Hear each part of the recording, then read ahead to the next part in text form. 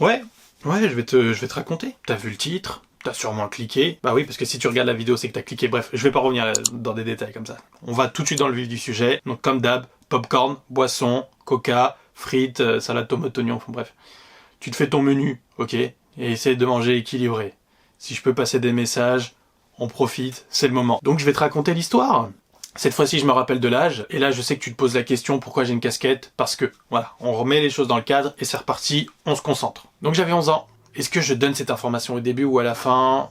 On va voir comment ça sortira. C'est du one shot. C'était mon anniversaire. Je venais sûrement de fêter mes 11 ans, et en fait, j'avais, de base, une Game Boy. Une Game Boy Color, et qui plus est, elle était bleu turquoise. Est-ce que c'est un détail qui est intéressant ou pas? Oui. Donc j'avais la Nintendo Color pour... Je parle à des jeunes qui ne connaissent même pas la Nintendo. Ah, c'est un truc... Ma mère, je vous dis la vérité, franchement, je sais même pas si...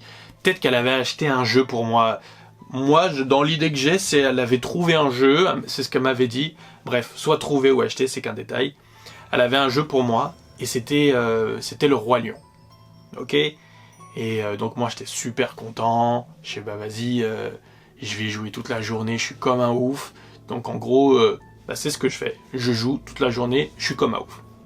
Et là, il y a un moment donné, j'ai mes potes, en fait tous mes voisins, parce qu'on habite dans une rue où il y a plein d'enfants, et on m'appelle, on me dit ouais vas-y Mika, vas-y viens on va jouer au foot et tout, c'est parti. Et moi comme j'étais fou de mon nouveau jeu, je fais vas-y je vais venir, mais je vais venir avec ma Game Boy, tu vois, parce que c'était à l'époque où on faisait, je crois, une qualif, où tu connais le principe, et du coup, quand t'es le dernier et que tu t'attends que tous les matchs se passaient. Donc ça voulait dire que j'avais perdu, j'étais pas le meilleur. Alors attention, c'est pas que j'étais mauvais, c'est que les autres étaient plus forts que moi à cette heure-ci au foot.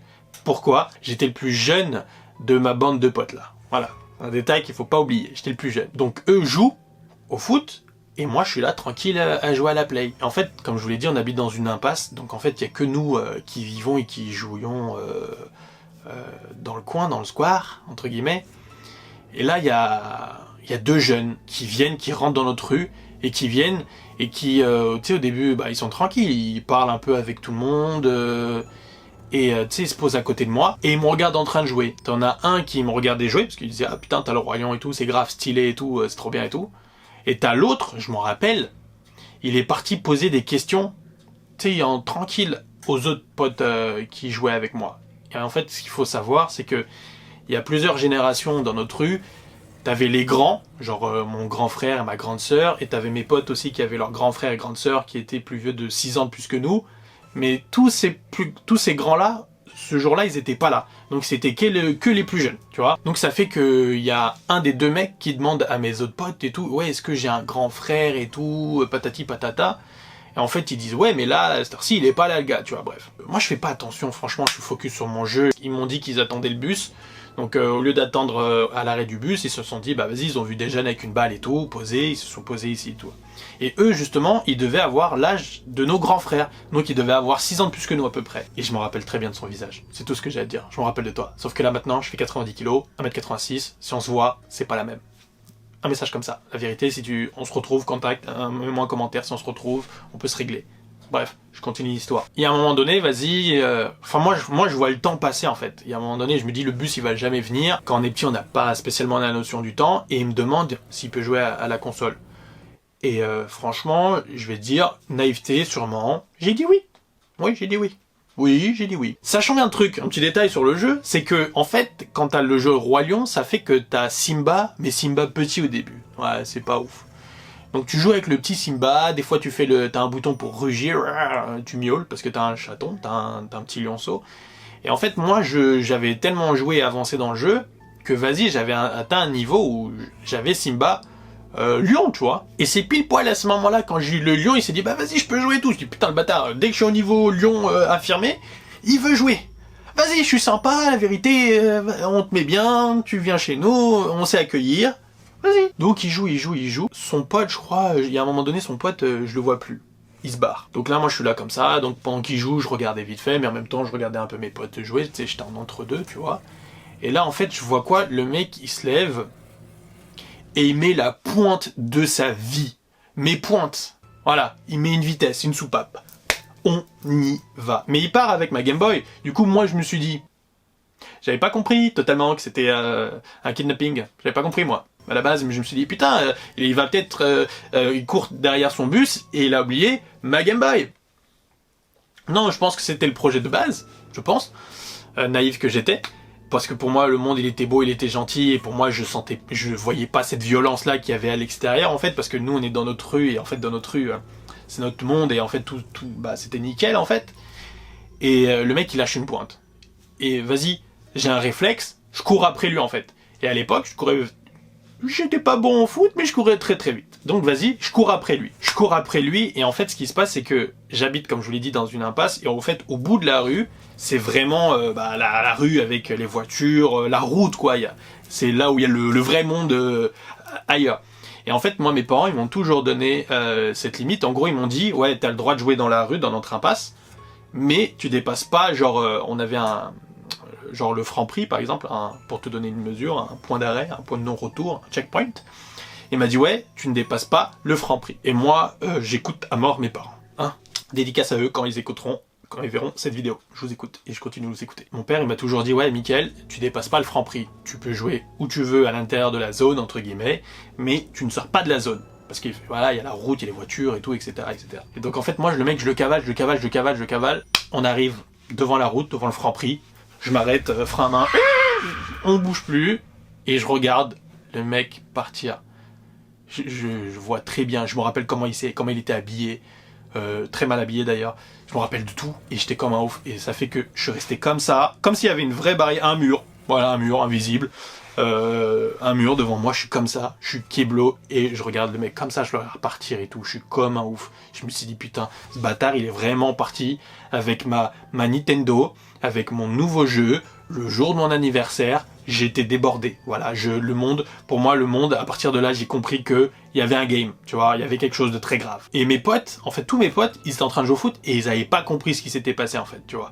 Parce que je sais même pas s'ils m'ont calculé courir, mais en fait je suis parti au bout de la rue, je suis revenu en pleurs, mais pleurs tout le pack, Archnouna, tout ça, tout, le vrai pleur, alors comme si on m'avait kill, la vraie.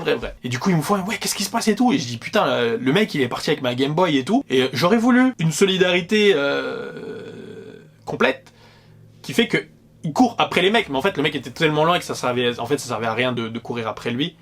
Je les comprends.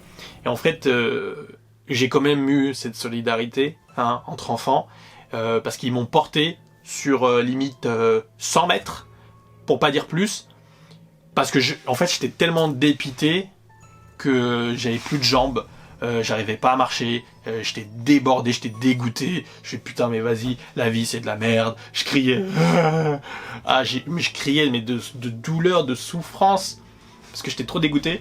Et ils m'ont tous porté jusqu'à chez moi. Jusqu'à on a fait peur à ma mère parce qu'elle s'est dit putain il a dû arriver un truc de ouf, tu vois. Elle m'a dit ouais qu'est-ce qui se passe et tout. Et ils lui ont dit ouais il y a un mec en fait qui a volé la Nintendo de Mickaël et tout. Et ma mère était dégoûtée pour moi et tout. Après les gars ils sont restés un peu à la maison. J'étais dégoûté, j'ai pleuré, ils sont rentrés chez eux et tout. Je me suis enfermé dans ma chambre. J'ai pleuré dans ma chambre, j'ai pleuré. J'étais là, j'étais en PLS. Et vas-y je crois...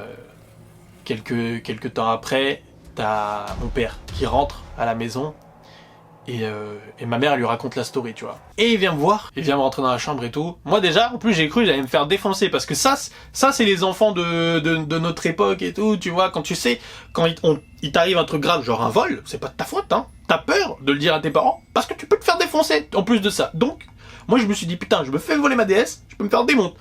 J'étais dégoûté. Mon père il arrive et tout dans la chambre. Il m'explique, il me parle et tout, et à un moment donné il me fait bon ça arrive et tout, il me fait bon écoute, je te propose, soit, je me rappellerai toujours, il m'a dit soit je t'achète une nouvelle console, et là genre il parlait d'une nouvelle PlayStation, soit je t'achète un couteau. Forcément. J'ai dit le couteau, j'ai dit là à ce moment-là, 11 ans, j'ai vu de la vengeance, j'ai vu le... Je vous ai dit, j'avais compris la vie, la saveur, tu vois, de la vie, comme quoi ça avait un goût amer. J'ai demandé le couteau. J'ai dit, je veux un couteau. Voilà, là tu me demandes aujourd'hui une play ou un couteau. Ramène le schlass. Ramène. Ça va découper ici. Il a rigolé. Il m'a dit, ouais, c'est ça, ouais. Je vais t'acheter une play. Il a dit ça pour me réconforter. J'ai pas eu de play. Mais c'est pas grave. Parce que en fait, ce qu'il m'avait dit, rien que de l'avoir dit, en fait, ça m'avait fait grave du bien. En fait, j'ai compris et grâce à ça, je crois, j'ai grandi tout de suite. J'ai fait un bond, tu vois. Et je pense que depuis ce jour-là, tu vois, j'ai toujours été à l'affût des trucs et tout. Donc, si je peux donner un conseil, parce que l'histoire, elle est terminée, et si je peux donner un conseil aux plus jeunes, et même à tout le monde, parce que voilà, il faut quand même être ouvert dans le monde, on est d'accord, mais il faut se méfier un minimum, faut faire attention. Et je vais pas dire ne parlez pas aux inconnus, si, ne parlez pas aux inconnus, hein. Ne donnez pas trop votre confiance. Le monde est bien, mais il est pas rose malheureusement. C'est pas des bisounours. Donc voilà, j'étais dégoûté, j'étais gamin, ça arrive. J'espère que ça va plus se reproduire et de toute façon maintenant j'ai tout ce qu'il faut pour me défendre et pour faire autrement, pour réagir autrement.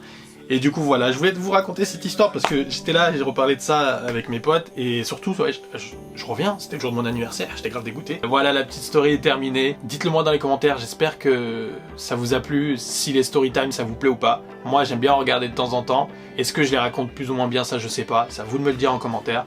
Donc si vous avez kiffé cette vidéo, vous abonnez, vous mettez la cloche de notification, comme ça vous ratez aucune des prochaines vidéos. Vous mettez un like, des commentaires. C'était Yo Mike pour vous. Peace!